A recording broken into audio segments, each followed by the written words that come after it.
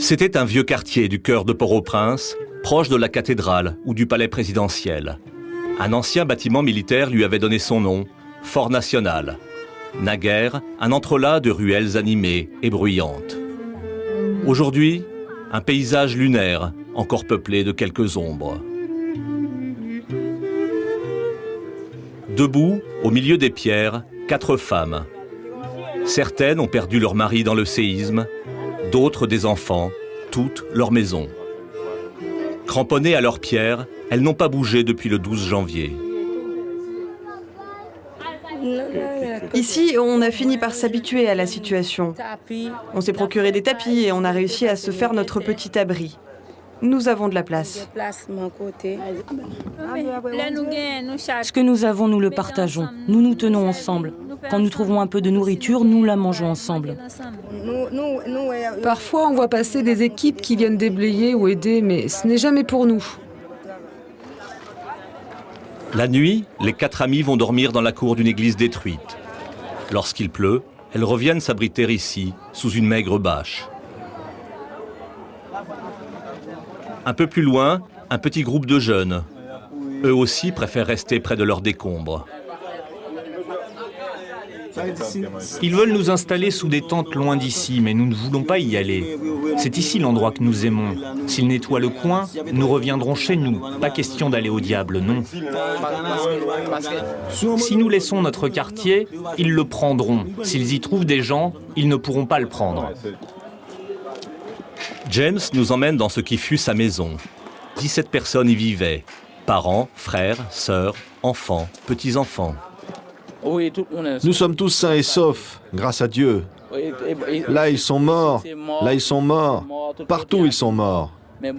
Chez nous, il y a eu des blessures, des fractures, mais Dieu a voulu qu'il n'y ait pas de mort.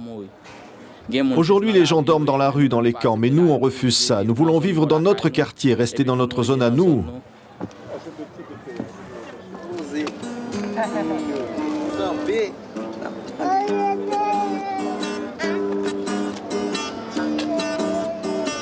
Chantez bouillon non à là. Bébé ici pas champion.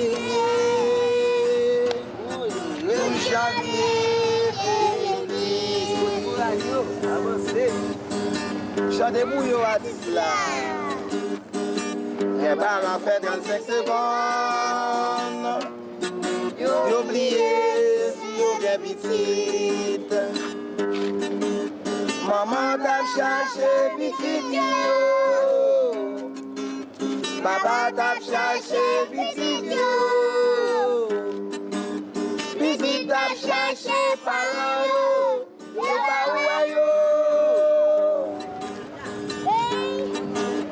Pays a été tout de noir. Tout le monde est baigné à poussière. Jour ça nous bagues doit bilier. Quand j'entendais à tape trembler, tout le monde t'a brûlé. Jésus. Quand j'entendais à tape trembler, tout le monde t'a brûlé. Jésus catholique t'a brûlé.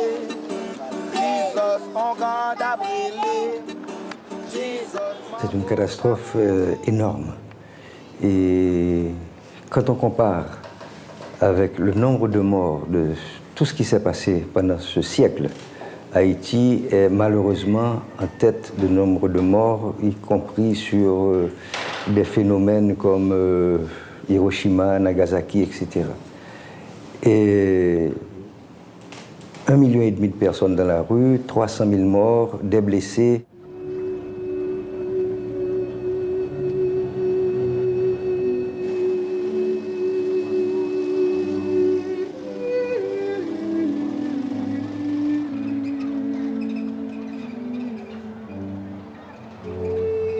Un peu sur les hauteurs, le plus grand camp de sinistrés de la capitale porte un nom décalé, Pétionville Club. Lieu jadis légendaire et inaccessible. Golf 18 trous pour diplomates et haïtiens fortunés. Le soir même du 12 janvier, sa conquête était faite dans la panique. Aujourd'hui, il est devenu une ville dans la ville, officiellement temporaire. Près de 40 000 habitants sur un peu plus d'1 km².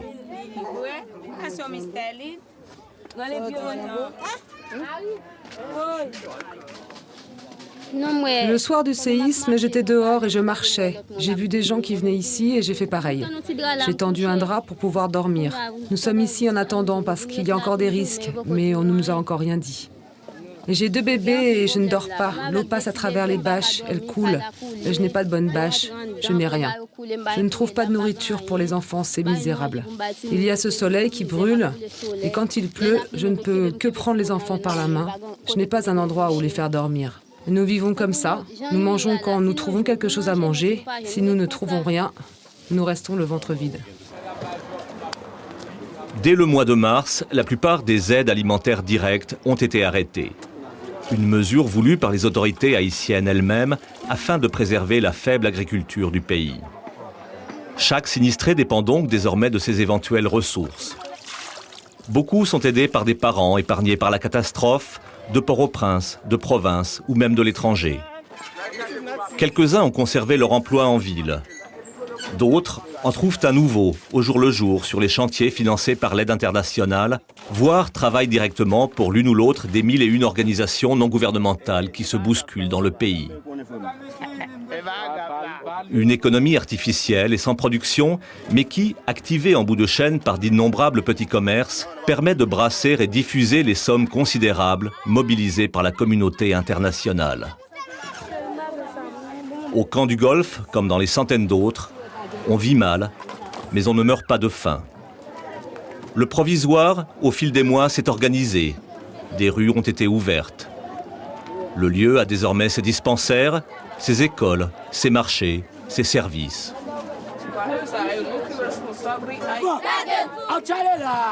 Une société civile s'efforce d'y renaître. Aujourd'hui, une association de jeunesse prépare la fête du drapeau, commémoration d'un épisode majeur de la fondation d'Haïti.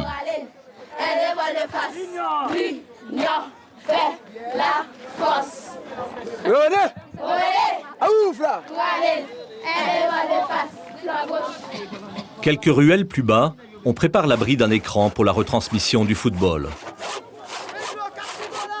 De son fauteuil, un jeune homme suit le montage. Alix, une jambe écrasée dans le séisme, des soins en République dominicaine.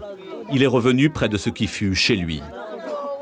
Plus de maison, des études d'électricien interrompues, ses parents réfugiés dans un autre camp. Il vit du soutien de sa jeune compagne et de la charité publique.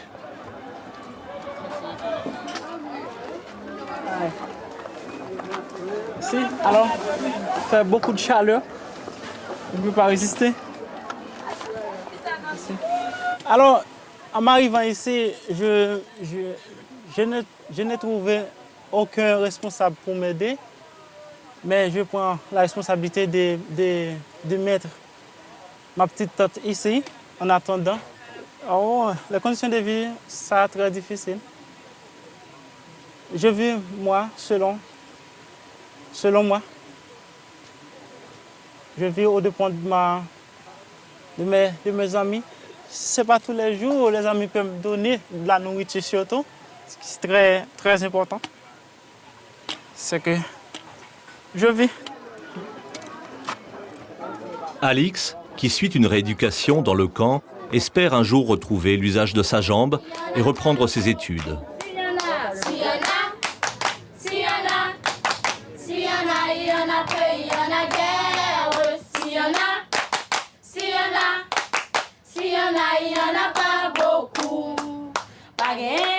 À quelques kilomètres du Golfe, dans le quartier d'Elmas, d'autres rescapés réapprennent à vivre, des enfants. Gravement blessés lors du séisme, ils ont été hospitalisés dans un centre de Médecins sans frontières qui leur assure aujourd'hui un suivi psychologique. Après plus de 3 mois, on peut dire que ça va mieux. Parce que j'ai vu qu'il y a des enfants maintenant qui sont capables de se projeter dans l'avenir. Il y a une blessure dans le corps, il y a une blessure narcissique. Il va falloir travailler là-dessus.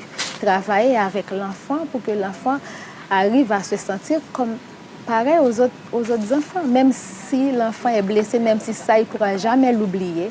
Mais c'est continuer malgré tout. Qu'est-ce que c'est la paix? Ah, vous-même? Ah, mais ça dit là. Ah, bravo! Un peu plus loin, la consultation psychologique pour adultes, ouverte à tous. Marie-Gérald a passé 3 jours coincée dans les décombres, sous le cadavre de sa mère. Elle lui parlait, la croyait vivante.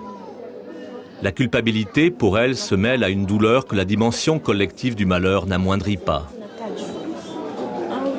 Nous, là, on commence à recevoir des gens qui ont de plus en plus de symptômes et qui vont de plus en plus mal et qui commencent à peine à se sentir mal. Ce n'est plus public, il n'y a plus les caméras qui sont branchées, on ne parle plus de décombres, de morts, mais il y a encore des morts sur les décombres. Il y a des gens qui ont des membres de leur famille disparus et qui espèrent encore les revoir. Donc on n'en parle pas à la radio, mais les gens, eux, parlent dans leur cœur. La souffrance, ça parle et ça continue et ça brûle. Chaque jour, des centaines d'entretiens se déroulent ainsi dans de nombreuses structures médicales de la ville. Demande forte et spontanée. Ils ont tous des symptômes, alors les symptômes usuels, basiques, qui traduisent un peu la confusion du pays et des corps, quoi. Donc la terre a tremblé, donc les corps tremblent. Alors les corps tremblent, les corps ne dorment pas, les corps ont peur. Il y a le bruit dans les oreilles, le mugissement du tremblement de terre est toujours là. Et ça touche absolument tout le monde. Donc ça empêche manifestement de dormir, ça empêche de vivre. On parlera des conditions éventuellement après qui empêchent aussi de dormir et de vivre, mais ça empêche. Donc tous ces gens-là viennent demander à être soulagés de leur angoisse, de leur peur, de leur insomnie, de tout ça.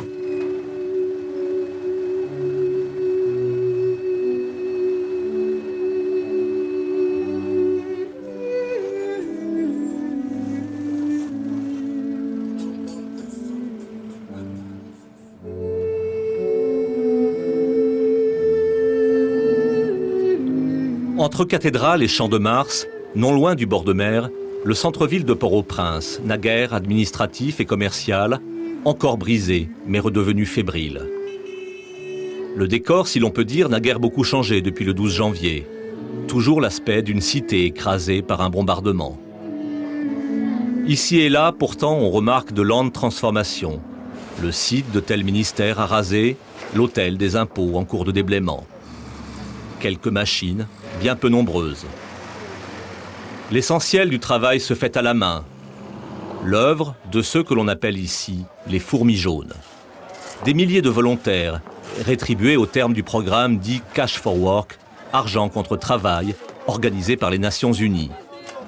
85 000 emplois créés selon les chiffres officiels, encore loin des 220 000 promis par l'ONU. Salaire, 5 $ par jour, moins dérisoire qu'il n'y paraît, rapporté aux 3,5 $ de produit intérieur brut par habitant quotidien d'avant la catastrophe.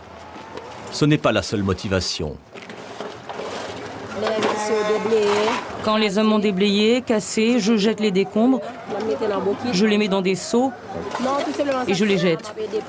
Je fais cela pour aider mon pays. Je veux déblayer mon pays. Je suis étudiante. Oui. Je me sens fier. Il y a eu ce 12 janvier. Nous n'avons pas voulu ça, mais on a dû vivre avec ça. Je me sens mal à voir le pays détruit, mais je vois l'aide qui est arrivée. Je vois que vous êtes venus nous aider. Je souhaiterais une aide plus importante parce que nous n'avons pas les moyens. Bien sûr, c'est à nous de faire le travail. C'est ici, chez nous. Nous serons contents de toute façon de l'aide que nous recevrons. Mais nous voudrions encore plus, pas pour l'argent. Ce qui est important pour nous, c'est de reconstruire le pays pour revenir à peu près à ce qu'on avait avant. Un peu à la périphérie de la ville, non loin de l'aéroport, le siège de la police nationale haïtienne. Ce qui restait de l'État après le 12 janvier, président de la République inclus, s'y était un temps replié. Il en est aujourd'hui parti, mais le lieu, malgré la sobriété de son installation, reste hautement sensible. Arrivé bruyamment au lendemain du séisme, les 20 000 soldats américains venus théoriquement garantir la sécurité en Haïti sont repartis discrètement, sans d'ailleurs beaucoup plus d'explications qu'à l'aller. Reste derrière eux la MINUSTAH, force des Nations Unies présente ici de longue date et aujourd'hui renforcée, 13 000 hommes. Malgré leur mandat incluant le maintien de l'ordre, les casques bleus évitent pourtant autant que possible les confrontations directes sur le terrain. Souci d'échapper à la fois à un éventuel engrenage et à l'accusation d'occupation.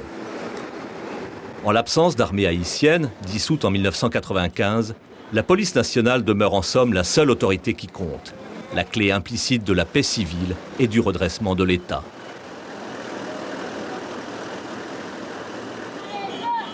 Responsable adjoint du poste de Portail-Léogane, en pleine zone sensible du centre-ville, Samy Lindor sait tout cela. Mais il en connaît surtout la traduction prosaïque, une ardente priorité, rattraper patrouille après patrouille les 4000 détenus évadés lors du tremblement de terre. Bon, on est en train de patrouiller la zone, donc les zones qui sont plus dangereuses. Donc on essaie de retrouver des bandits, des évadés, tout ça. Et puis on fait une sorte de prévention. Au coin d'une avenue, un petit groupe s'enfuit en apercevant la patrouille. Pas assez vite.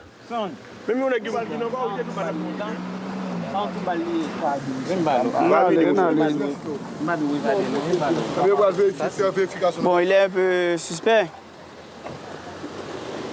Donc il a, en fait, comment... Ici, ça ressemble à, en fait, qu'il a été atteint d'un projectile ici. Donc à ce qu'il paraît, donc on va essayer d'entrer à la base avec lui pour vérifier pour s'il n'est pas un évadé.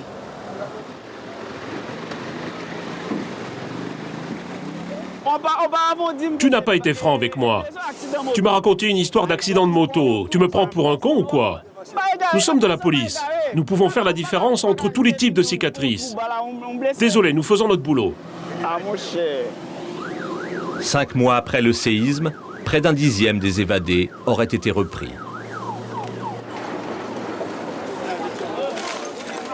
Une autre institution s'est remise en route, et pas des moindres, l'enseignement. Malgré les immenses difficultés matérielles et humaines, les écoles primaires et secondaires ont pour la plupart rouvert dès le mois d'avril. Cela n'était pas gagné.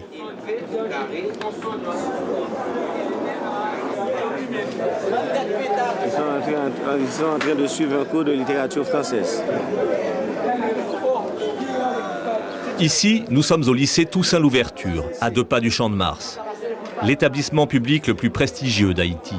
Des générations de ses dirigeants y furent formés. C'est toujours une fierté dans un pays où domine largement l'enseignement privé. Une partie des élèves n'est pas revenue. Quelques décès dans le séisme, beaucoup partis ailleurs, les mieux nantis à l'étranger. Ici, c'est la grande cour. C'est la grande cour de l'établissement. Ainsi, la bâtisse secondaire. Vous voyez? Il reste peu du glorieux bâtiment. La façade, une carcasse trop ébranlée pour être restaurée. Des pillards ont emporté la totalité du contenu, bibliothèque, laboratoire, mobilier. On ne peut pas faire ça maintenant parce que la cour est occupée. Dans ce qui fut la cour de récréation, quelques centaines de sinistrés du quartier. L'administration du lycée a tenté de les faire chasser. Des pourparlers ont eu lieu. On a finalement dressé une palissade pour séparer les deux mondes, en attendant la libération des lieux hypothétiques. L'école a besoin d'espace et la population de s'abriter. Alors nous essayons d'arranger les lieux pour concilier les deux. La population d'un côté, l'école de l'autre. Mais c'est très dur. Il y a la chaleur et les gens sont entassés sous les tentes en famille de 5 ou 6 personnes. C'est très dur. Faute d'autres places, les cours se tiennent sous tente sur l'emplacement d'une aile effondrée. Vacarme des hélicoptères et des classes voisines, chaleur, entassement. L'institution vacille, mais ne se rend pas. Toujours la même passion, la même ambition, et celle de pouvoir gagner. En dépit de toutes choses, il faut gagner parce que les enfants participeront très bientôt au concours d'examen officiel. Ils doivent réussir.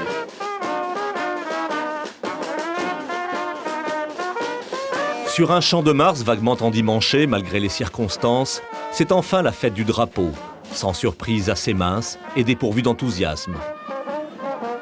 Parodie de défilé militaire selon la tradition, indifférence polie des milliers de sinistrés qui campent toujours devant le palais présidentiel dans l'attente d'une expulsion régulièrement reportée. Parade un peu surréaliste, de faux soldats au cœur d'un vrai désastre.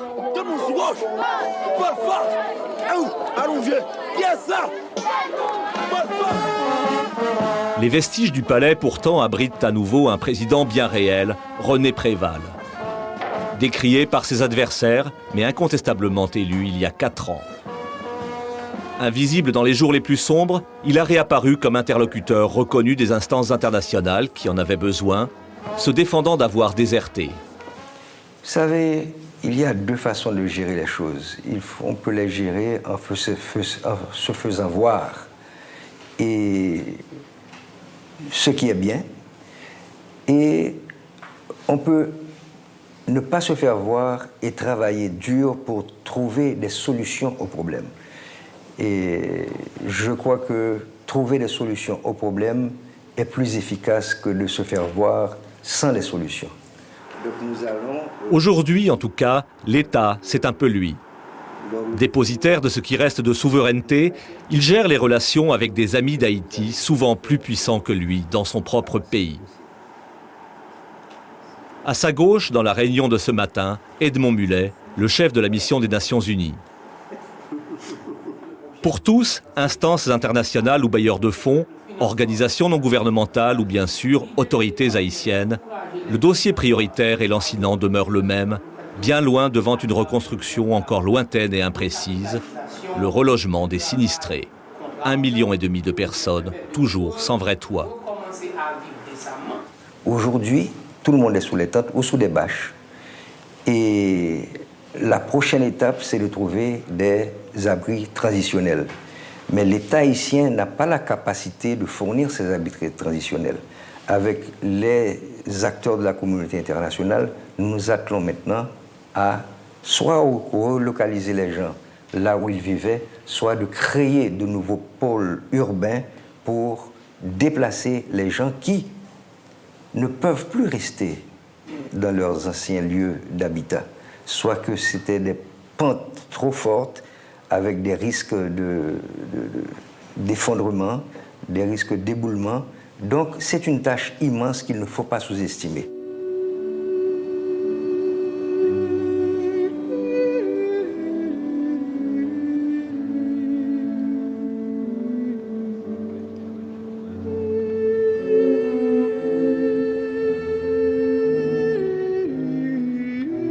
Tabarissa fait partie de ces quelques camps souvent cités en exemple, ouverts à l'extérieur de Port-au-Prince.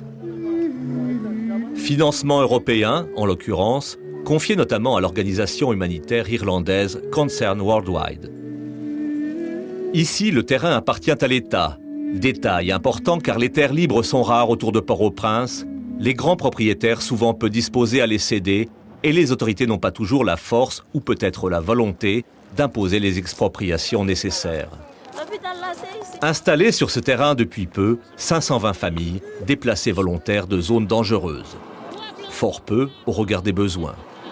Ce n'est pas des solutions permanentes qu'on peut offrir. Là, on est très clair là-dessus parce que pour arriver à ça, il faut la concertation du gouvernement, des Nations Unies, de tous les acteurs sur le terrain, des autorités locales.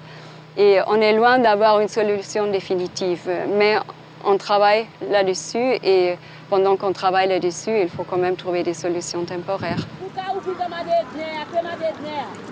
Depuis quelques jours à Tabarissa, Jasmin nous fait visiter son nouveau domaine. Comme beaucoup, il dormait dehors dans un quartier vallonneux du centre-ville.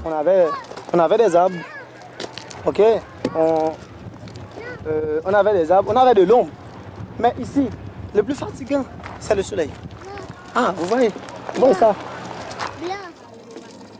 Ici, l'eau potable est assurée, des latrines, un peu d'éclairage.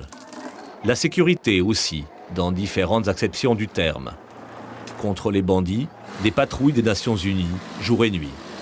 Contre les répliques, glissements de terrain et autres inondations qui sont le lot quotidien à Port-au-Prince, le lieu est aussi, en principe, à l'abri des surprises. La chaleur, en revanche, y est écrasante, réfléchie par le gravier. Certains tentent d'égayer l'aridité du lieu de dérisoires plantes vertes ou leur intérieur de meubles sauvés.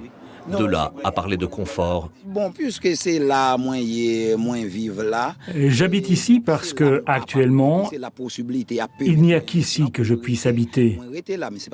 Je n'ai pas le choix.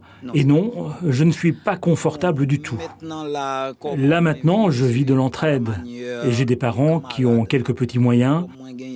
De temps en temps, ils m'envoient quelque chose. Lorsqu'ils ne m'envoient rien, je reste comme ça, les bras croisés, à attendre le ciel.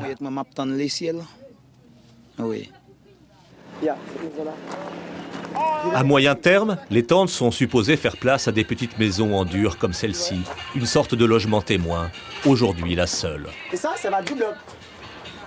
Programme en retard, pas grand-chose ne devrait être prêt pour la saison des cyclones.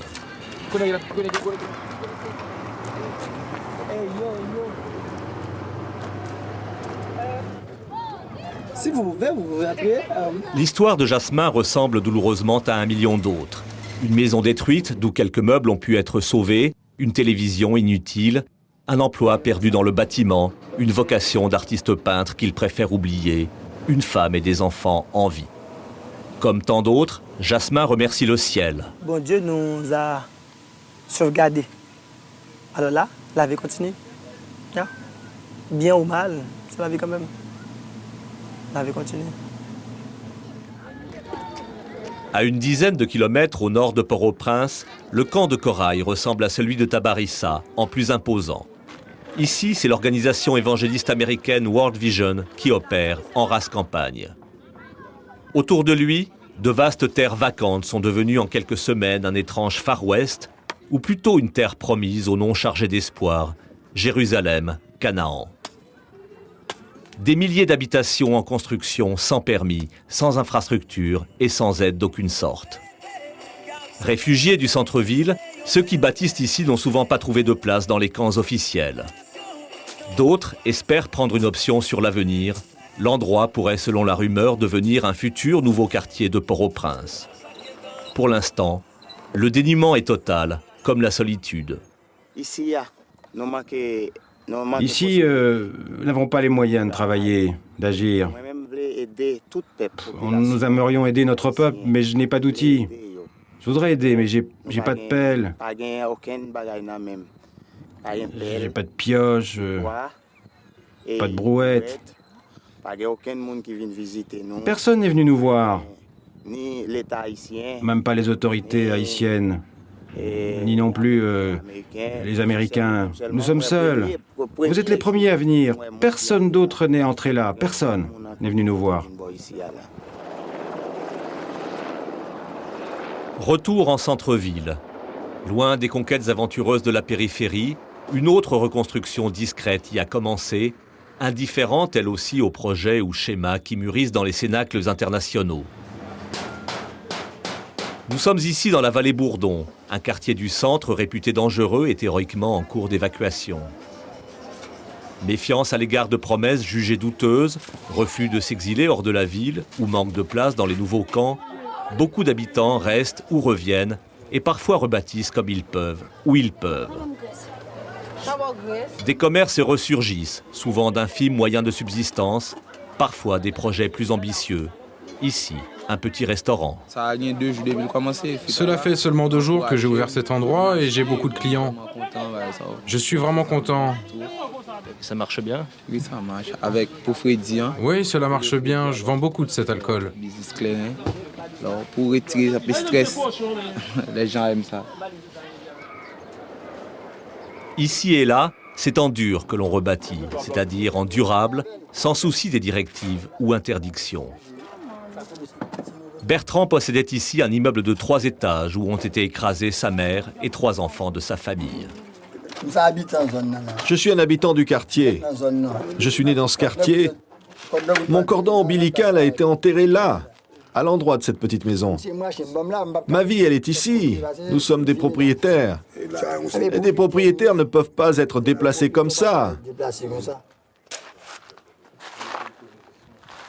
À quelques mètres à peine, un prêtre vaudou fait reconstruire le péristyle sacré des cérémonies. Les fidèles se sont cotisés. Selon le vaudou, une maison qui s'effondre doit être rapidement reconstruite. Ici, vous pouvez voir que le poteau mi-temps sacré tient toujours. Cela signifie reconstruire à tout prix. Nous ne pouvons pas abandonner nos lois, c'est-à-dire nos esprits à découvert, et laisser la maison comme cela.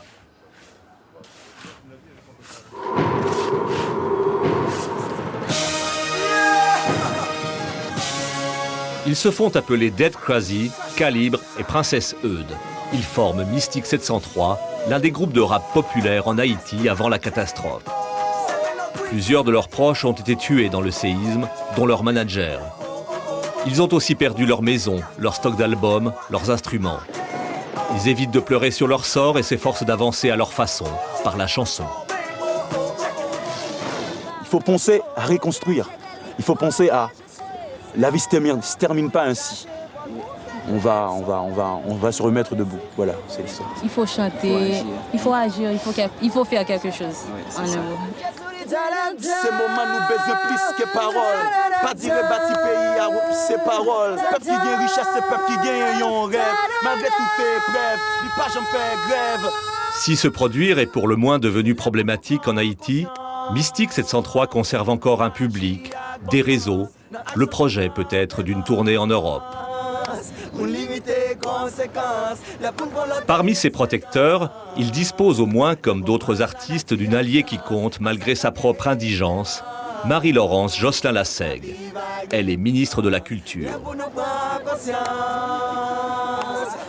Son ministère est comme tous les autres, physiquement anéanti.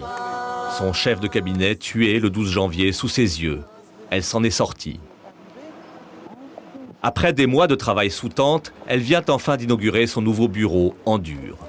Un petit bâtiment préfabriqué à l'image de tout ce qui se reconstruit aujourd'hui en Haïti, transitoire. Son secteur est sans moyens, la culture le dernier souci des bailleurs de fonds. Elle aussi essaye de regarder devant elle. On était déjà un pays en difficulté, un pays du Sud extrêmement meurtri par la pauvreté. Maintenant, il faut saisir ce qui s'est passé pour reconstruire Haïti, pour relancer l'économie, pour que la jeunesse ait une meilleure place. Des ruines de son bâtiment, la ministre peut apercevoir celle du palais présidentiel, juste en face, et l'étoile du Champ de Mars, dominée par les statues intactes des héros fondateurs d'Haïti. Elle peut aussi, jour après jour, observer les manifestations. Les étudiants, les travailleurs, les paysans, les sans-abri, les partisans de l'ancien président Aristide, toujours en exil, les opposants à la présence étrangère ou adversaires multiples d'un pouvoir sur qui se concentrent logiquement les critiques. Nous disons qu'aujourd'hui, il y a un ensemble de problèmes qui touchent de nombreuses catégories sociales. Qu'il y a un ensemble de ces catégories sociales qui se lèvent pour dire qu'elles veulent la liberté, le bien-être pour tout le peuple, qu'elles veulent de quoi manger, des écoles, des logements, des soins médicaux. Il s'agit des besoins minimums, fondamentaux.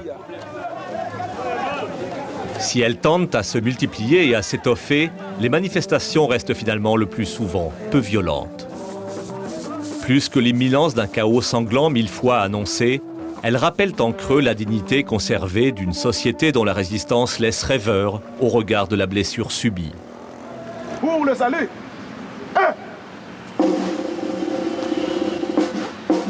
Pour tous les habitants de Port-au-Prince, c'est un spectacle quotidien immuable qui ne fut que brièvement interrompu lors du séisme. La cérémonie des couleurs, matin et soir, devant le Palais national. N'importe où ailleurs, le rituel semblerait banal ou désuet. Ici, il résonne comme un combat troublant. Attention! Celui d'une nation à la fois brisée et étrangement sûre d'elle-même, d'un peuple étonnamment debout. La vie, quand même.